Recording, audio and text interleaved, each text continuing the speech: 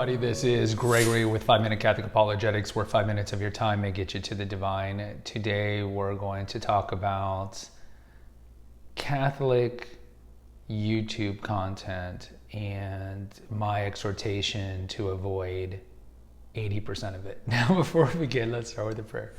Nomine Patris et Filii et Spiritus Sancti. Amen.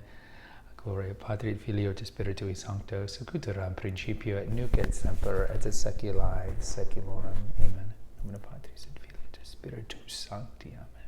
See, now I'm very keen on getting that Spiritus part. All right, so there's a couple of compendium episodes I recommend. I have one traditionalist focus, less on the apostasy and more on prayer. And I have another one where you should be delving in mostly in your daily world in Catholic content. So I don't want you to think that I'm contradicting previous content. I did an 1.5-hour debate with a gentleman by the name of Stephen. I'll put that in the banner later in this episode, where we kind of analyze and talk about Catholic YouTube content. And we have different opinions. He enjoys and thinks it's important to keep up with, I like to call, the political Catholic content. And this is mostly going to be, Francis said this, Francis did that, Francis might have said something heretical, Vigano responds, a lot of the political Catholic news. And I think if you take away EWTN and Ascension Press, which are probably the two biggest ones, Catholic Answers, but when you take away that, I would say that the large majority of private Catholic YouTube content is that content. And my argument was, this isn't helping me be a better Catholic. If anything, it's just going to lead to anxiety and stress, and I can't affect change what's going on in USCCB in Baltimore or in the Curia in the Vatican. So why do this? And I think it's much more important to focus on, if you're going to watch content, Catholic YouTube content, focus on ones that improve your interior life, improve your spiritual life, help you learn more about the faith, help you defend the faith, and so forth. So certainly some of you might say that I have a confirmation bias because my content is really not that political. The only place I talk about politics is maybe out of the 300 episodes, maybe I have 4 that are overtly political, and then I do the interviews. So the interviews are a little more political because I give the people the opportunity to talk about that stuff. But here's my argument. And I will name some Catholic content creators that I think are good. And if I don't mention people, then I think they're in this other category that Stephen likes. My argument is this. I need to focus on my own salvation. And there are people who just all day, and I have family members. I have a family member who just watches MSNBC all day because he's a leftist. And that gets you all riled up against the right. Then my mother watches Fox News. My brother watches Fox News, my other brother, all day to get him all riled up against the left. And so you see these people just watch content, just news, and news just makes you anxious and stressed out. You can't affect change what's going on in DC, so why bother? And I think there is an offspring of Catholic content, Catholic conspiracy news, like whatever you want to call it, where every day their content does not lift you up. Their content makes you more angry, depressed, anxious at various entities. More often than not, it's the shadowy conspiracy that's trying to topple the church, the possible apostasy, and even lots of times the target is the pontiff himself. And I think just my argument is just why are we wasting our time on this? We know, first of all, screen addiction is a major problem. Not television screens only, but YouTube addiction. There are a lot of people who are just hooked on YouTube. And a lot of Catholics who will just spend their time watching Fox News, and then the panoply of Catholic content that is all, Francis did this, Vigano did this, da-da-da-da-da-da-da. I'm like, what's the point? You can't affect change. Knowledge is power, Gregory. I know, I've heard it. Yes, I get it. But you can't affect change. And knowledge is power is prepping you for your end. And we've talked about this we have an episode on end times anxiety. You're going to die before the end times. Why are we spending our time worrying about the end of the world, worrying about the apostasy? This goes back to the sin of singularity. And I think a lot of people want to have this sin. I certainly see it in the in the, I guess, the far right YouTube channels, or not, I should say YouTube channels and Facebook groups, where the church is in apostasy. I, who live in rural Wisconsin, know this. Brothers and sisters in Christ, in all humility, there's no way you know if the church is in apostasy. Of course, we can analyze certain statements that are being made from different Curia officials or even the Pope, but no one can make that statement. But I think there's people who go down this road, and it's a rabbit hole that doesn't make you a better Catholic. All it does is make you angry, anxious, and intolerant toward anybody who doesn't agree with you. So if you are adamantly, indubitably positive that the church is an apostasy, if someone even says, maybe you're wrong, shut up, right? It's the us versus them, this tribalism that we, it's part of human nature. Instead of just having humility and be like, who really cares? Let me learn more about my faith. So let me talk about channels that I think are great. Sensus Fidelium, Father Rupperger's channel. Most of that content, I understand, I think they do now have a little political segment, is good because what is it? It's just sermons, a lot of sermons. And you learn a lot about demonology, demons, guardian angels, courtship, and it's just good. And it does a lot of videos on saints of the day and all that. I think that's great. I think, and I know the far right are not going to like this, but I think EWTN is fine on their content.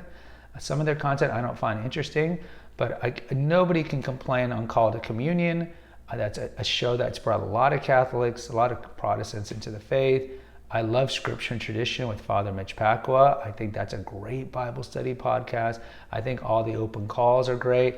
I do have the episode criticizing their Divine Mercies chaplet, and they have the Mass every day. But as a whole, EWTN's brought a lot of people into the faith, and so we should not dismiss that. I think Ascension Press does a great job. Most of their content, like Father Schmidt's Bible in a Day, and they have 3 or 4 other personalities there. All of it is about improving your prayer life. They don't delve into that.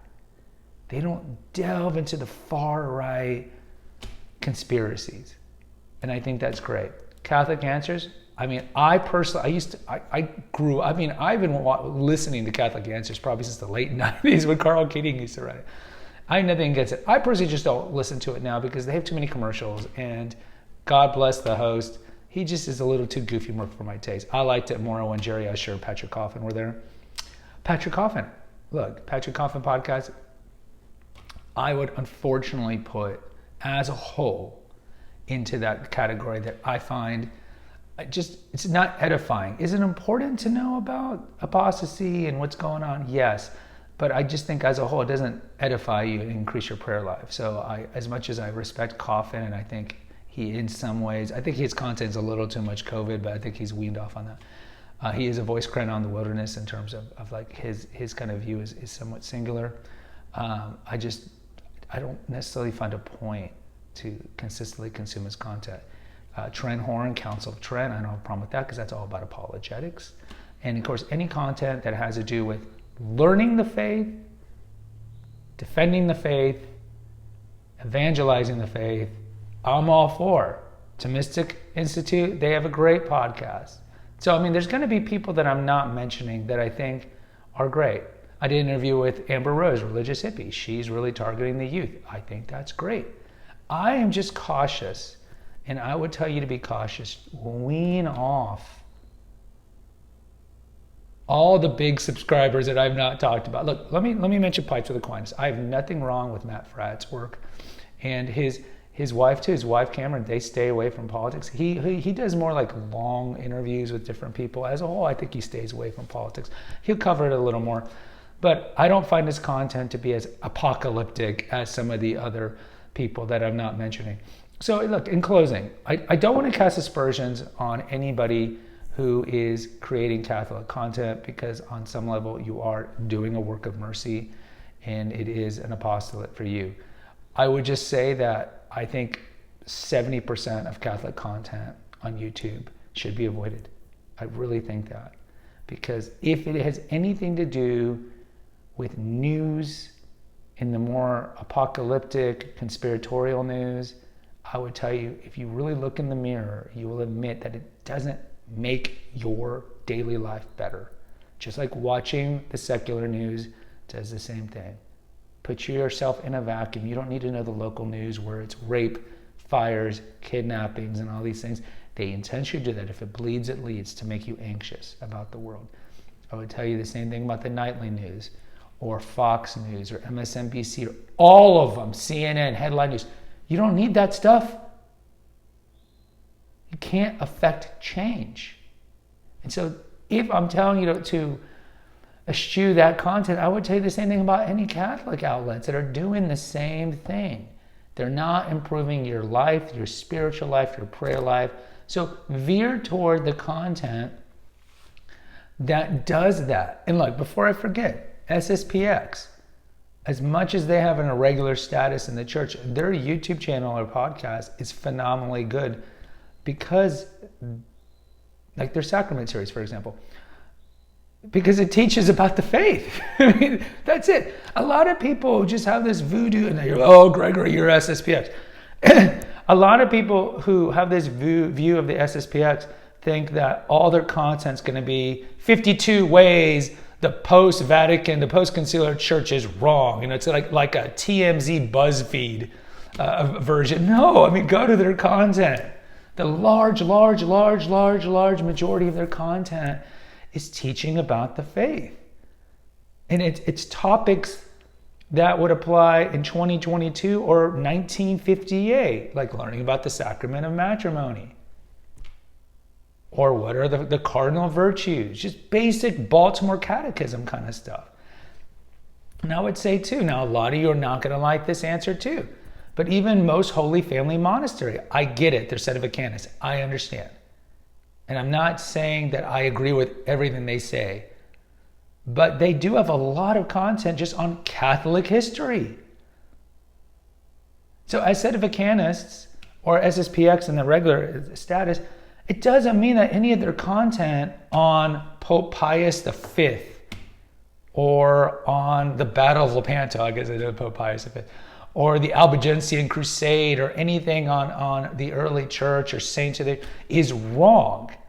They're just doing straight out treatments from our deposit of faith, from church history and so forth. So I would say don't throw the baby out with the bathwater. I would say if you go to Most Holy Family Monastery's site, when you go in with full knowledge that they are sedevacanists, and avoid the content that perhaps you find offensive, and actually go through the content that is just universally Catholic, and you can learn things from that.